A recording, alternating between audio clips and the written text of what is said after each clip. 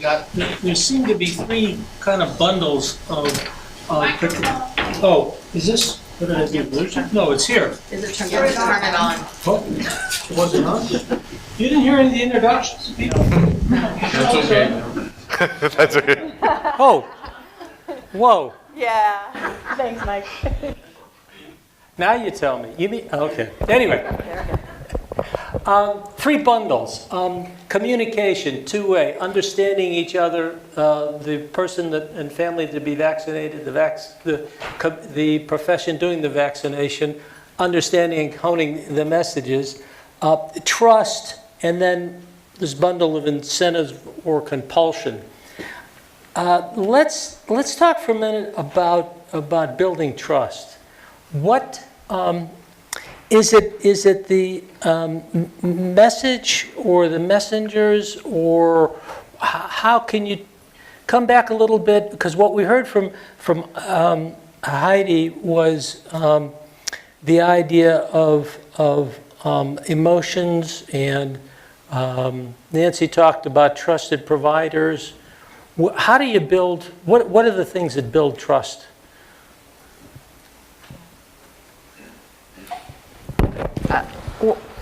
Well, I think empathy is one of them, but I think just listening.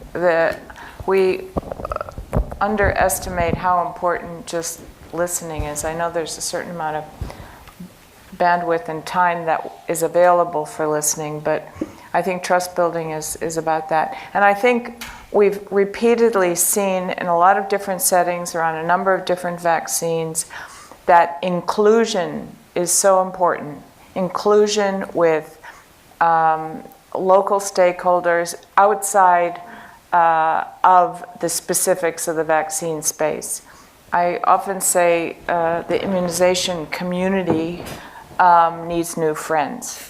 I worked a lot in AIDS, and I'll tell you, I've never seen, especially in the beginning before we had, now it's become kind of medicalized to the other extreme, but everybody and their brother, from miners to truck drivers to you name it, was somehow involved or engaged or reached out to kind of get on board to stop this new and emerging, unknown, uncertain epidemic.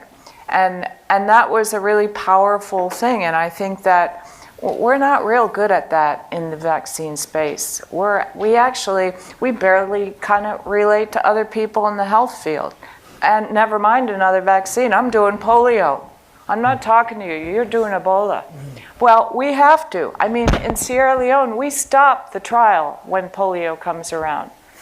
But we need to, because we've learned that, you need to work in orchestrate. So I think from a trust building point of view, it's really important. We've seen trials suspended, we've seen programs stopped because people feel like they've been excluded. And exclusion makes people suspicious. And then when they're suspicious, they start looking for reasons. And we need to work on that groundwork there. So it's a long answer to your short question. Sorry. Nancy, Jillian did very...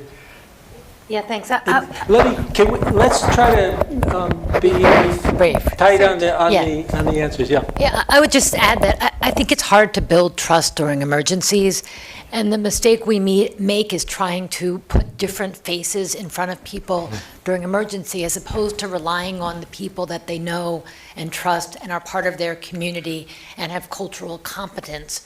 The turning of the tide in the Somali community that stopped vaccinating because they were concerned about autism was finding culturally competent people who were part of their community, who they instinctively trusted, different than sort of somebody coming in from the outside. It could have been the same message, but I do think there's a lot about who delivers that message that's really crucial. Yeah, this is really critical, because as medical people in our heads, we think it's the message.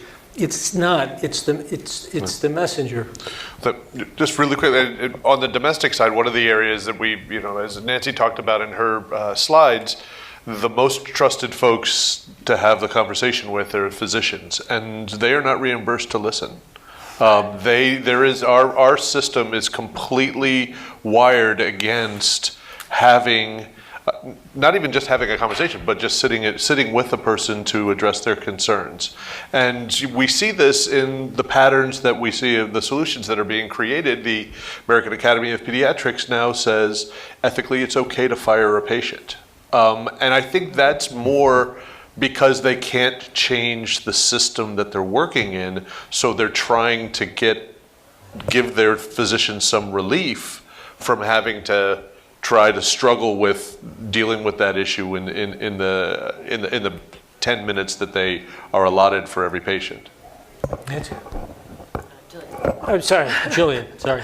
Well, I think I'm building on a lot of these ideas, and particularly what Heidi had said, is really about actually not only just having sort of local inclusion, but actually local leadership. One of the things that we saw, so when you assess people's trust in institutions, typically, I mean, I'll say in some areas it doesn't work, but for the most part, people trust the people closest to them, and then it goes out. So if you ask about like leadership, they'll trust their local leaders, regional leaders, national leaders, right, in that order. And so understanding like this is relevant to them means putting it in the hands really of the local leadership and establishing relationships that allow that to happen, and then reflecting that in all levels. So even a simple change, like in the polio campaign, some of the evidence that showed that really local leadership was important changed all the logos. Okay, so UNICEF took off all of its blue and put on the government of Pakistan on everything. And that made a big difference, because otherwise the associations with internationals and all made a very different statement than this is really owned and operated by the Pakistani government. Right? Pretty sure that particular approach wouldn't have worked in all governments, but That's why I said not everywhere, but in some. Absolutely. It is also the message in the sense that, as I'm going to go back to physicians, since Ross, you mentioned physicians, we've done, I don't know who at this point I am, but there has been plenty of work and plenty of research that suggests that physicians actually need help, though, in understanding how their message is heard as well. And we've done What You Say Matters campaigns. There's been a lot of research done in academia as well around this. What got you a medical degree does not get you an effective communication with your patient. And that's something that we've got to work very hard to change. I could go on with questions and they could. I'm getting the blinkers from here. But any burning questions from folks out there who've been listening? Yeah, Mike, Indiana Jones. It's more a comment than a question. Yeah. This is very close to my heart. I've worked 2.5 years in the front line in Pakistan. I know exactly what Gillian is talking about, and the work that Heidi and others, and Julia Bedford and other people. Can you speak more directly in? Because I don't think it's working. I think it's out of charge. Is it? Is it on? You got to speak into right into it. Okay, I'll do my Elvis impression. Pretend you're singing your Irish. Okay. But all of that work, and I believe in the messenger, not the message. I've seen that. I've seen us in the context of the Middle East outbreak of polio just put white coats on eminent physicians and put them on TV, changed the dynamic in Lebanon, where people expected doctors to be the ones who told them to get vaccinated. That was completely different in populations in Syria who had lost faith in the health system and the people delivering it. So it really does, you need that precision. And this is where I say, if we go to Congo today, as of 3 weeks ago, there was only one skilled risk communication anthropologist, a person who can turn ideas into programs in the field. And that's where we need them. We are throwing epidemiologists out of helicopters, clinicians, other people. Mm-hmm. We need smoke jumpers. And we need the smoke jumpers from the communications world in the field with us, who can do exactly what you've been talking about, but not from here in Harvard, in the field tomorrow in Benny. And I think that's going to be the big, and in an outbreak, as you were saying, Nancy, it's different. An outbreak situation, you were saying, it's a different context. Heidi, you were saying it's a completely different environment. Everything is already been difficult. So I would, if one thing came out of a meeting like this, I would love to see our communications and engagement smoke jumpers ready to be in the field with us. We don't have enough, and we almost fail every time in this crucial area because of our inability to engage and build community trust. But the smoke jumpers need to land as coaches and not the quarterback. Yeah. Thanks. Right. It's been my impression, it was my expectation that the discussions in the last few months and year or so over the dengue vaccine and the adverse events associated with it would have led to a more general anti-vaccine sentiment in some quarters, and I've heard none of that from anyone.